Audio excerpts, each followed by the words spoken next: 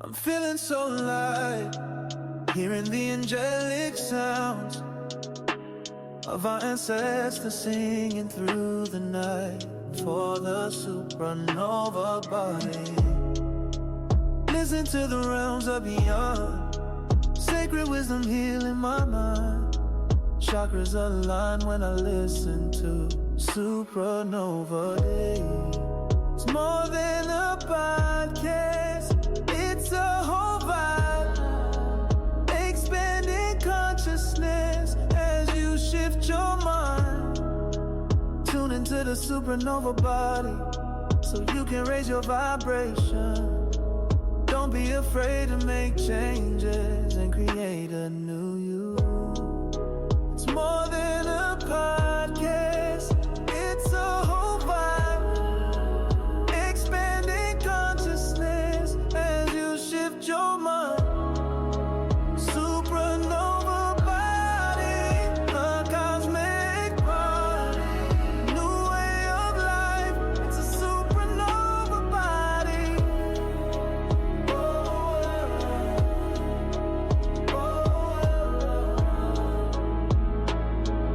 Yeah.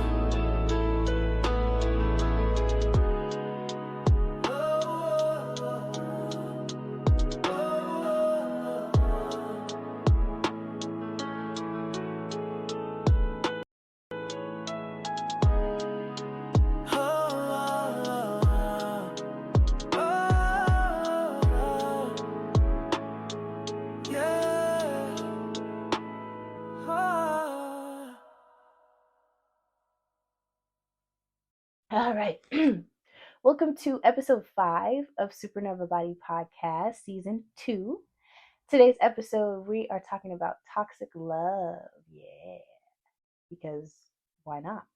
Okay, and so I want to start off by creating our definition that we'll be using for love and toxicity today, so that we have some common ground. Because love is subjective. Everybody can have their own idea and understanding of what love is, or what it should be, or what it's defined as. But for the purpose of today's episode, we are going to create a foundation just together. Well, I'm going to create the foundation. And you can either agree or not.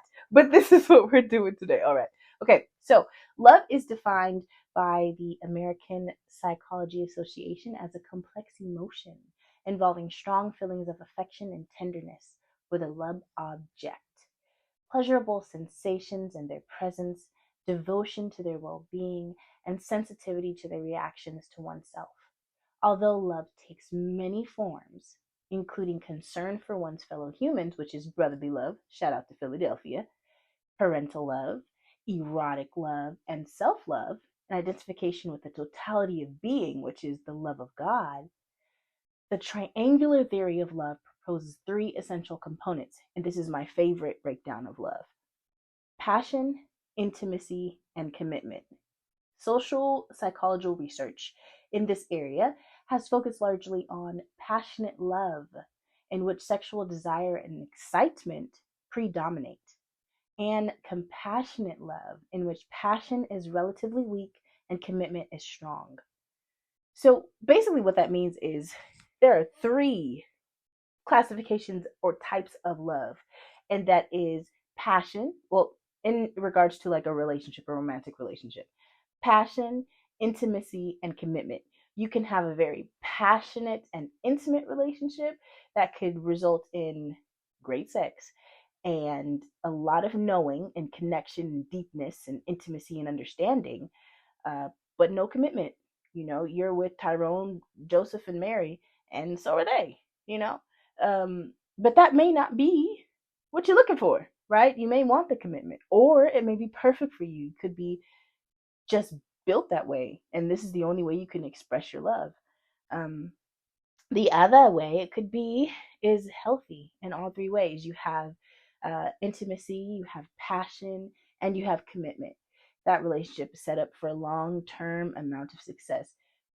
Really, it's not my place to say this is how love should be. It should be all 3. It should be committed. It should be intimate. It should be um, passionate.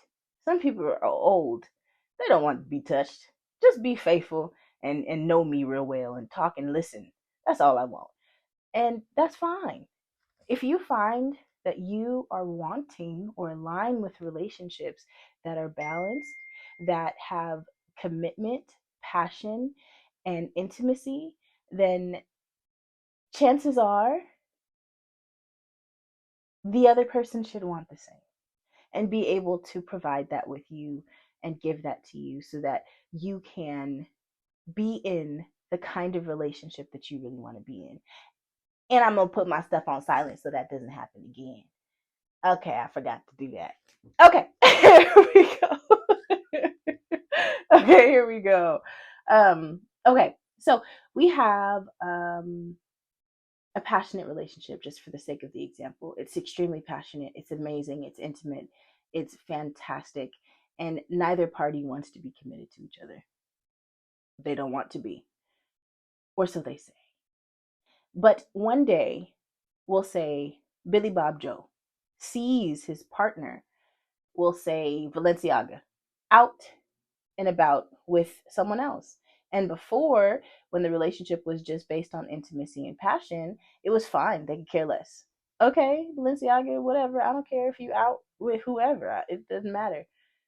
But something happened, and now they want commitment, and they lose their temper, and it becomes a very toxic, nasty, argumentative situation. And Balenciaga is confused because what? We're just supposed to be friends. This is supposed to be a situationship. We just got passion and intimacy. That's it. I just know how you like your grits because we cook them in the morning. I didn't know that we were supposed to be committed. So now you have this situation dynamic where the passion and intimacy in this relationship is leading to them continuing to deal with each other. One person wants commitment and one is fine with the way it is. So now they're going back and forth. They can't seem to break that passion and intimacy. And what happens? What do you think happens in your scenario, in your mind? Balenciaga gets shot. Yes, Balenciaga gets shot because the other partner could not control their emotions in relation to them being out with someone else. And their relationship dynamic in their mind included commitment that Balenciaga just could not commit to, right? And when you have passion and intimacy, arise crimes of passion, right? Where people start shooting people or killing people or going crazy because this is their heart. And sometimes people can't control what happens when they feel played with or their heart starts to speak for them. Enters toxic love. All right, so Webster has a crazy definition of love. I think is pretty pointless and really doesn't do like love a service, okay? It does a great disservice to love. And it goes as follows. Love is an intense feeling of deep affection, a great interest or pleasure in something. I have a favorite teacup. I love it. It's pretty. I don't think that that's the same as my love for my snake plant, right? It might not be this. It's definitely non-comparable to my love for my children. It's not comparable to my love for my partner, right? Love is definitely bigger than an intense emotion or feeling. But who am I, right? Okay, now what is the definition of toxic? While toxic is not a clinical term, it does highlight and group together characteristics that are found in unhealthy relationship dynamics. Who decides what's healthy and what's not healthy? The law, mostly, right? Unhealthy, toxic relationships sometimes can lead to jail, jail time, and whatever you got to do to avoid that, I'm okay doing. All right. So negativity, conflict, harmful behaviors are all characteristics of toxicity or toxic relationships. They also mostly involve a lack of healthy boundaries, one-sided demands. Look at you, Diddy. And a detrimental impact on the well-being of those involved. Okay. And not just one, but everybody. Like everybody could be an innocent bystander, just standing there as two couples or two people in a relationship are fighting each other. you know? And then that innocent bystander who's just trying to help ends up getting beat up by both of them, right? Everybody involved suffers in toxic relationships, whether you recognize it now or later. The toxic environment can definitely not be great for your life. Okay, so that's our foundation for toxic love that we'll be talking about in this episode. And if you find that you start to resonate with some of this stuff, like, okay, this has kind of been my norm, and you recognize that, I don't really want to continue in this way being my norm, keep listening, and we'll have solutions at the end that we can work through together, so you can make a different choice for what you're doing in your life, where you're going, and what that looks like. Because let me tell you, toxic love can be fun until it's not, right? And you can also have a lot of fun in healthy love. It doesn't have to be toxic. It doesn't have to be detrimental to everyone involved. It can be uplifting. It can be beautiful. It can be magnificent. If you want it. I can't force you. You got to want this. You got to want it for yourself. All right. So here we are. Again, I am looking at notes, and I will be looking at notes forevermore. So if you don't like it, too bad. Okay, here we go. So toxic love, in the beginning, which is not always referred to as the love bombing phase, but it's the phase where everyone's in Delulu land, right? Where it feels so good to be loved. It feels so good to have someone talk to you and care about your day and offer you snacks and back rubs and gifts and lots of passionate romance. And all of those things just feel so magical. And this person is just like really great. Um, Sometimes the timeline can be very accelerated, right? Because there's an objective. Someone has an objective in that relationship. And it could be to get them draws, and that's not respective of men or women. It could be whoever. That could be the goal, is just to have the intimacy, the passionate, intimate aspect. While the other person can be definitely wanting the commitment.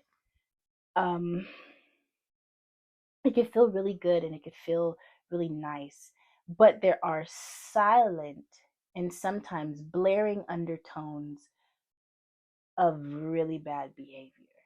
And that can look like, oh, I'm going out with my friend. What you mean you going out? Like, no, you're not going out. Or, oh, okay, that's fine. And they pop up. Like, I said I was going out. Why you here? This is an invasion of my privacy, right? And my freedom. Or it could look like, I give you really expensive gifts, but I expect you to put out at the end of the day. Or I am really, really, really, really nice to everybody, but my history shows that I have a lot of domestic violence restraining orders and things of that nature. Like, there are subtle, you know, things to pay attention to that you're not really paying attention to, because in the beginning it just feels so amazing. And toxic love can look very different to very different people. For some people, it could start off and it could be whatever. Then somebody cheats and all hell breaks loose, and now everybody can't let go, but they refuse to see you with somebody else, and so it's this back and forth. Yeah. Okay, so toxic love is not just a bad relationship, but it is one that is manipulative, controlling, disrespectful, and causes a significant amount of emotional harm. And that's not to be confused with healthy conflict. Okay, I don't like that you are wearing that outfit, because to me, it doesn't really represent who you are. Versus, I don't like that you're wearing that outfit because you look like a hoe and you ain't gonna be representing me looking like a hoe. Two totally different things, two totally different dynamics. One is looking out for the best interest of that person so that no harm is caused to them. The other is looking out for yourself and how you feel about your partner's ability to be who they are, right? Reminding somebody that they have a brand or image or something that they should consider because that's who they are, um, is very different from saying, well, I don't like it. I think you should consider, you know, looking different. That's none of your business, you know? Um, in some situations in relationships, modesty is a thing, and it's a mutual agreed upon experience or understanding that, you know, I handle myself or carry myself in this way, and this is what makes me feel good. This is what makes me feel like I'm honoring my emotions, my relationship with whoever I believe in, my relationship with God, my relationship with my higher power, right? Those are all very different from dysfunctional conflict, which is not coming to a resolution, right? There's no positive uplifting happening. Y'all have situations in your mind right now. There are so many publicized relationships that you could think of. I mean, if you tapped into that kind of stuff. But for the sake of this, we're going to continue. We're going to continue because I think you have a clear understanding of it. All right. Also, another major thing about the toxicity is how someone feels, right? Um, a lot of the definitions that talk about love reference feelings, right, and how it feels in these relationship situations or dynamics. And the part of the toxic relationship that just feels horrible is an indicator that there's something wrong. There's so many ups where when we're up, oh, it's so good, it's so wonderful, but when we're down, it is soul crushing, it is low, it is painful, and it makes you feel like you're recovering from an illness or you have been toxically affected, like toxic waste is now in your body. You feel it in your soul, you know? All right. Okay. So, some of the red flags that you might miss or dismiss because you're in, excuse me, the phase of super excited love, um, could be the control and manipulation. Like the reference earlier about going out, we take it as, oh, you're so protective. You just don't want nobody with me. And it's like, yeah, no, that's not what it is. Another thing could be isolation from friends and family, right? So you're trying to go out with your friends and they're popping up, right? To take you home and keep you away from people so that you can kind of get into this bubble and be just by yourself. You have nobody that can tell you, excuse me, Miss Ma'am, but that ain't right. Like, you don't want that. There's no one to tell you because everyone's gone. Everyone is somewhere else because they've created this wall around you, and it's not for your protection or your safety. It's for their ability to manipulate you. And this goes both ways. You both could be doing it to each other. And one person could be doing it both, whatever. It goes both ways. Two can be true at the same time. Both and. Okay. Financial control. So this can, we talked about this in previous episodes when you're codependent, right? And that improper power dynamic. Side note, imbalanced power dynamics are so important to me. They are so important to me because I think it's important that everybody's on the same playing field. People make different decisions when they're choosing to be with somebody versus having to be with somebody. You love somebody completely different when you genuinely have love for them versus you are in survival mode and need them. You can make different decisions about what they can and cannot say to you. You have a different type of backbone when you're in a relationship based on the desire to be there just because you desire that person versus you're stuck and have to be in this relationship because you have nowhere else to go. Imbalanced power dynamics can cause a lot of problems in people's lives, and I don't think they're very fair. So I'm very against against it. Okay, and that's my personal feelings on it. And you don't have to like it, but that's how I feel. All right. So financial control, having someone that doesn't make as much money as you or makes no money, but again, that passion and that intimacy, they dropping D off and it's fantastic. But that's all they have to offer. So you can control like what they do and where they go. So you have your in-home D, but they have no sense of freedom or identity or whatever. And if they try to go out there, here comes the toxic. Here comes, yeah, here comes Rocky. All right. Again, emotional blackmail, guilt tripping. A lot of this stuff is in the codependency space, which it's kind of a common theme here. Gaslight. Oh, gaslighting. Gaslighting is probably one of the things that makes me most furious. It's are you gonna trust your lying eyes or my lying mouth? Right? It is.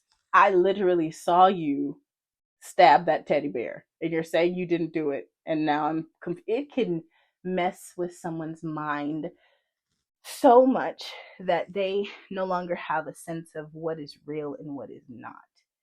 And that is literally like so horrible, right? Taking someone's ability to make a healthy decision due to just being manipulative and lying and not being able to just admit to your fault and be accountable. That is insane. It is why? I don't know if it's Libra in me, the neurodivergence. I don't know. I don't get it. Like like you're caught. Like you really are guilty, and you're lying. Why? Gaslighting is just the worst.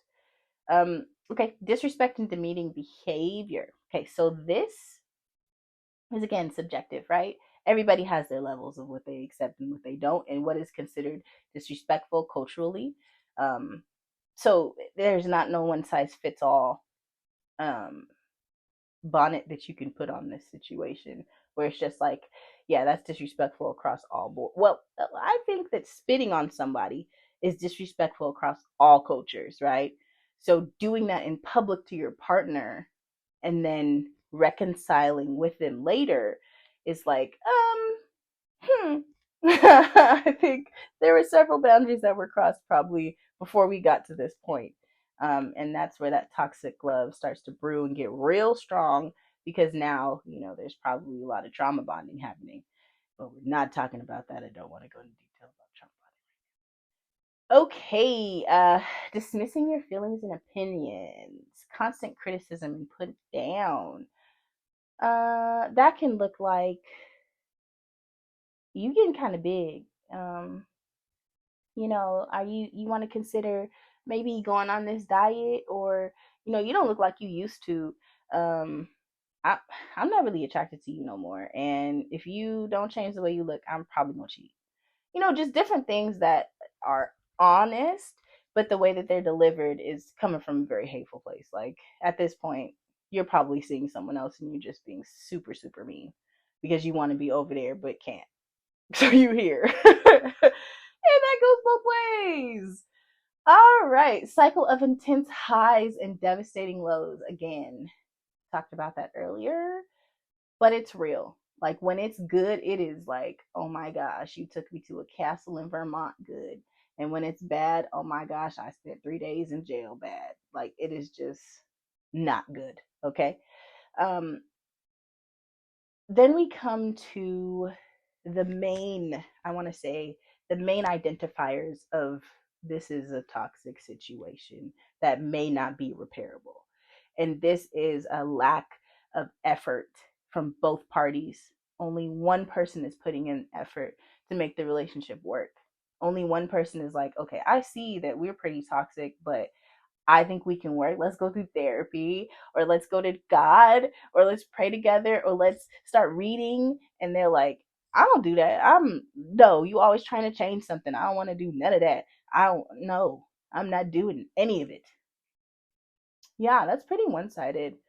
Someone is seeing that there is room for improvement, and the other person is like, so, and I'm cool with this. If you're not cool, then go away.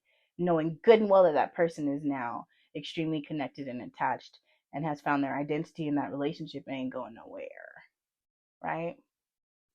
Um, your needs are constantly ignored. Um, and this goes back again to the self-care, right? Like, I just need some time for me. I need to go out and hang out with my friends, and they're like, no, stay home because I don't trust you out there in these streets, and there's a lot of people out there, and you can get into a lot of different stuff. You just need to be home because it's just, I don't know, you cheated on me once, and now I'll never trust you again, and so I'm going to control you for the whole rest of the relationship. Yeah. Okay. And the feelings, again, really, really tuning into how you feel for real. Feelings of being absolutely drained, exhausted, bed rotting, like unable to have energy to do anything outside of laying in your bed. Just no energy for anything fun or constructive or self care or helpful. Just depleted, right? And they might not be. They might have all the energy in the world, constantly going places and doing things because they have drained you to your core. I think that a lot of people kind of consider this to be narcissistic, and this is kind of pushing that territory because they have no desire to change. Side note, I'm just going to touch on it very, very fast. Narcissism is found in about less than 1% of the population, right? And that's diagnosed, right? And the reason for that being is narcissistic people, a main part of that, they don't think anything's wrong. Nothing is wrong with them, and nothing that you can say can inspire them to believe that. They have no desire to change. Most people that are labeled narcissistic are in fact not narcissistic at all and just have narcissistic tendencies. They probably do have a desire to change, but trauma has made them respond to the world in the way that they do, right? Just wanted to say that because not everybody is a narcissist.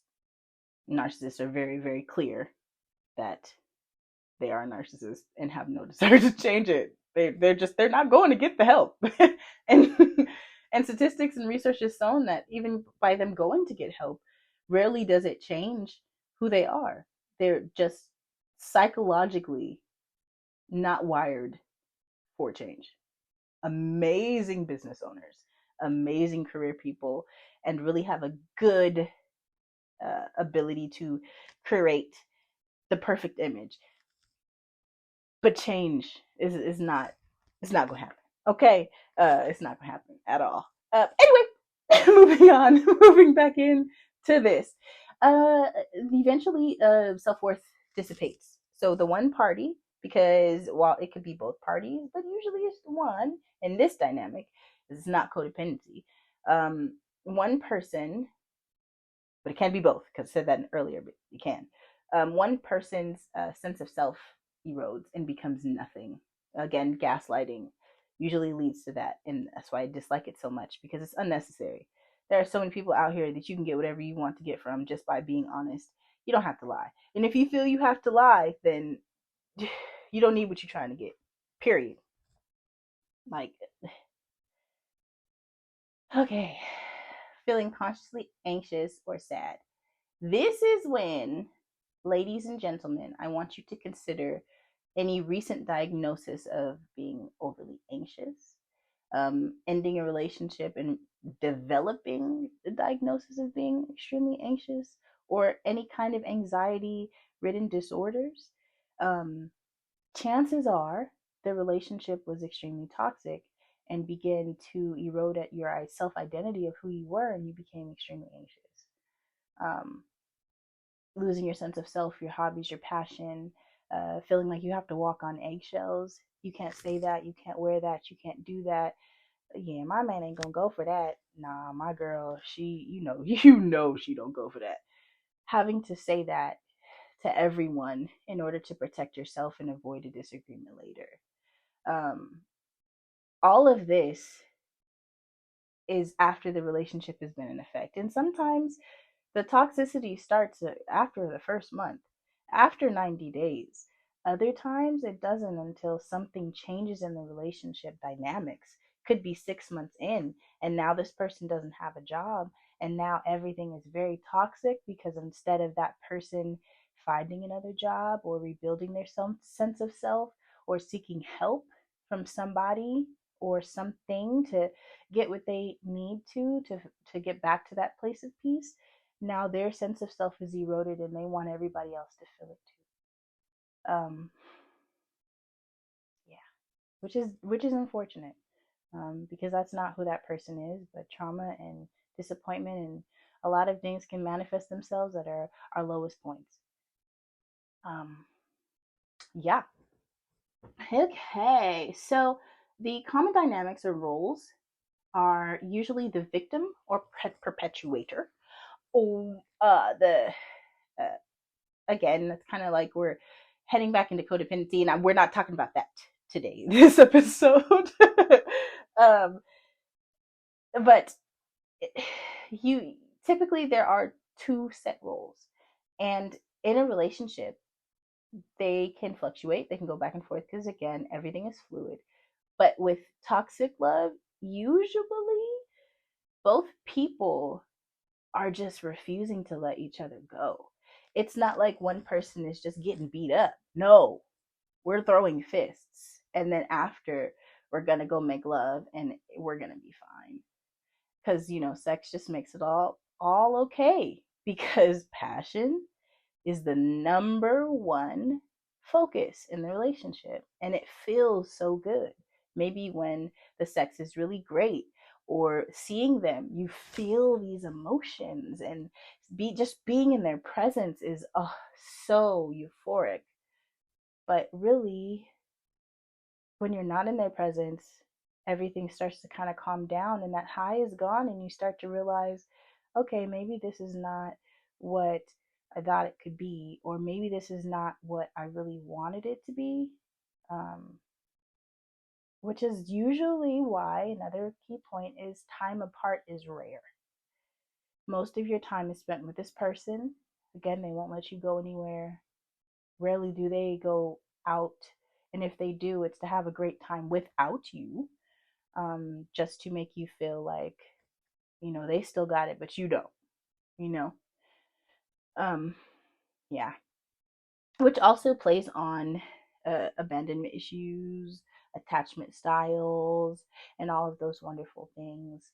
Um, they also like to emphasize that leaving the relationship is a sign of weakness and not strength. Like, you're just like all of those other girls.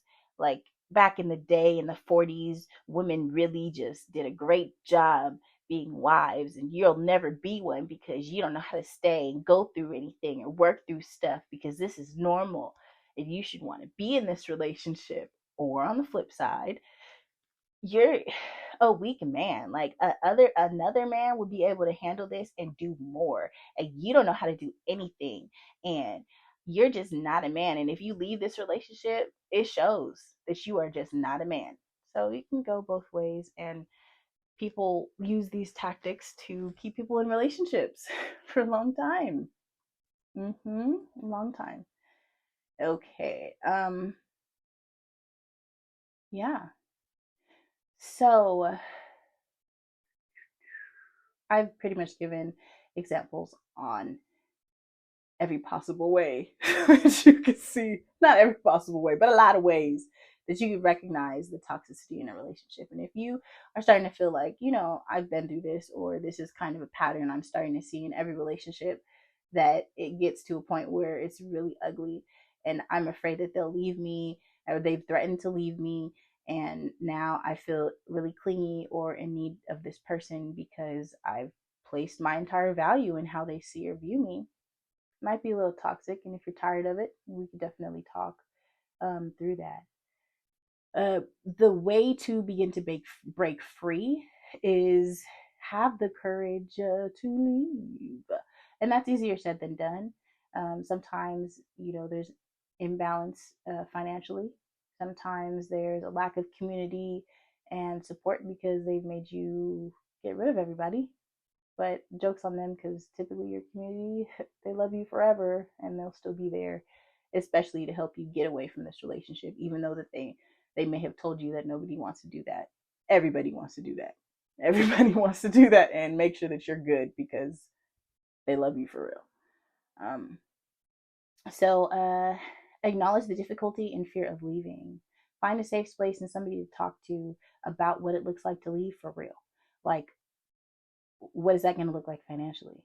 What is that going to look like emotionally? What is that going to look like socially? You've built your whole life with this person, or you've built a major part of your life with this person. What is it going to look like to walk away for real? Do you want new friends? Do you want new acquaintances? Do you want to live in a new neighborhood? Is your life comfortable? Like, let's be really for real about what it's really going to look like. Address common reasons that people stay. So again, find that safe space and really talk about the reasons why people stay. Talk about the real reasons why you would stay. Again, I mentioned just now that it could be for many reasons, but talk about all of the reasons of someone, not just the reasons that you would stay, but the reasons other people have stayed. And in that, you may find that those are also reasons that you may stay too. So that can look like, in addition to what I've already said, not wanting to find a new church, not wanting to be embarrassed because of the relationship's failure and what society might put on you or label you, having children with the person and not wanting to have a broken home in which you raise your children, even though they're witnessing all of the toxicity, you'd rather stay. Or it's cheaper to keep them. You rather stay in the relationship or situation because it's cheaper financially. And who wants to have to pay for all of the things of separating and divorcing when you could just stay and be miserable? Okay. There are so many different reasons why my religion won't allow it. Spiritually, I feel like the universe will disown me. Spiritually, I feel like this is my choice and I have to live with it until I die. There are so many reasons why people find to stay, and you might find that you resonate with those reasons. And that's okay. That's all right. All right. Okay. I want to emphasize at this point, if you do, if this episode has kind of triggered you a little and you feel like you're in a toxic relationship and you need to leave, reach out for support. www.supernovabody.com. Definitely here to help you. Reach out to a trusted family member. Reach out to a friend, even if it's been a minute, even a minute, not a minute. Even if it's been a minute, they still love you. Chances are they will always love you. And if they don't, there's somebody, right? There are hotlines, there are clinics, there are people who make this their life's mission to make sure that you don't stay in a relationship that doesn't serve you. And this is for men too. Yes, absolutely for men too. This is not just a woman thing. Women are not always the victim. Men are not always the perpetrators. It very much so goes both ways. Um, so after you've established that you need to leave and you create a safe person to help you leave, really lock in and create your exit strategy. What does that look like? For real, what does that look like? How can you make it work? Financially, is this feasible? Do you need to rely on public assistance for a while? Your ego may take a dive, but there are resources. Um, Social workers, shout out to social workers. We can help you for real. We can help you find those resources you need. All right. And be honest with yourself about uh, the path to healing that will come. Not just about all the physical changes, the spiritual changes, but the emotional aspects that will change. Leaving a relationship is quite difficult, especially when there was a lot of passion. Passion is sometimes harder to get over than commitment, right? And even intimacy, because I'm telling you, there are so many people trapped right now in a very passionate situation that they just can't shake themselves free from it. They're stuck, okay? It happens. But it doesn't have to keep happening. And eventually, with the right amount of healing and right amount of time, you could definitely walk away and be stronger for it. Okay. And a major part of the healing process is learning to set your boundaries and identify what your core values are. So that could look like it is important for me to have reciprocity. So in my next relationship, this person has to be able to be reciprocal with the energy that I give them. Whether if it's we're going finance for finance, we're going emotion for emotion, we're going effort for effort, it has to be reciprocal. It could also look like uh, honesty is everything for me. You are not going to gaslight me. You have to be honest with me, and that is it's about everything, right? And if you start noticing in situations or people that they just don't have the capacity to be honest, that ain't your person. Walk away, right? We don't need to double back into a toxic relationship. You done got a PhD in it. It's time to move on, right? Establish who you are and what matters to you outside of everybody and anything else. And then you can have a better understanding of where you're going, right? And what's going to happen in your future. Yeah. All of this can be achieved through therapy, counseling, life coaching, whatever works for you, whatever fits the kind of person you are. You could bypass all that and go the holistic route, get your chakras balanced, align, do sound baths, do Reiki, whatever is needed to create balance within your whole being is what needs to happen. And it can happen. And I am a great resource that knows other resources if I don't have the capacity. So reach out. Yeah. Support groups. I love a good support group. Okay. I have been in some support groups that have led me to a deeper sense of self and awareness and made me feel like I'm not crazy. And there are other people that really are going through this for real. There are other people that have experienced this for real. I'm not the only person going through this. I'm not the only person that has ever experienced this. Okay, this is not so hard. Okay, there are other people walking this journey with me, and yeah, I could do it. Yeah, yeah. Mm-hmm. Okay. All right. So those are some of the main steps to get back to who you are. Um, and I'm not going to go through all of the steps of therapy because we'll be here for probably another couple hours because each step really requires um, a deep understanding. And I think that every therapy or therapeutic approach is custom to the person. No two people are going to receive the same information the same way. No two people are going to be able to go through the same exact process and have the same exact results. It's just no two people are the same. Twins aren't even the same. They have different experiences in life. So depends on what you're going through, right? But I will say this: sound baths are amazing, and spending time just with you and whoever you believe in religiously, spiritually, can begin to direct and guide you in a wonderful direction. Tapping in with the divine, praying, just speaking to your higher power can begin to open up doors and opportunities for you to shift and change your life. And you don't have to have toxic love if that's not what you set out for. You don't have to throw that person away unless they don't want to do the work, right? If they have no interest in changing, you can't force anyone to change, but you have to change yourself because you're miserable, right? Uh, or maybe you're not. I don't know. I don't know your business, okay? Uh, okay. Cause so that's where we at, you know. That's where we're at. So we're at on today's episode.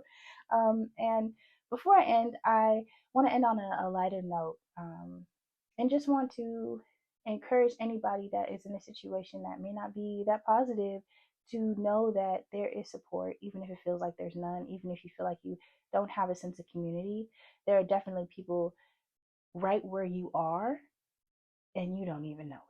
And typically, situations like this, they stay that way for so long because you think there's nobody, but there is.